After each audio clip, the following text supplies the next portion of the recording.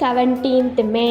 இன்றைக்கி ஏசப்பா நம்மளை பார்த்து என்ன சொல்கிறாங்கன்னா, பெரியவர், உலகத்தில் இருக்கிறவனிலும் உங்களில் இருக்கிறவர் பெரியவர்னு 1 யோவான் 4:4 சொல்லப்பட்டிருக்கு. உலகத்தில் இருக்கிறவங்க மனுஷங்க, ஆனால் நம்மளுக்குள்ளே இருக்கிறவங்க ஏசப்பா.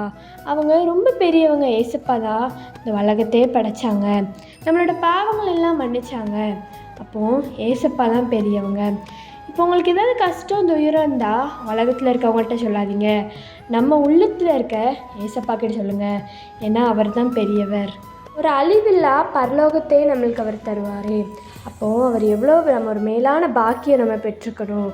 அது எவ்வளோ பெரிய ஸ்லாக்கியம். ஏசப்பா நம்மளுக்கு பரலோகத்தையே தருவாங்க. இன்னமும் உங்களுக்கு எது வேணாலும் நம்ம உள்ளத்தில் இருக்க அப்பா கிட்ட கேளுங்க, அவர் தருவார். ஜெபம். அன்புள்ள தகப்பனே, இந்த நாளை காண செய்த கிருபைக்கு நன்றி அப்பா.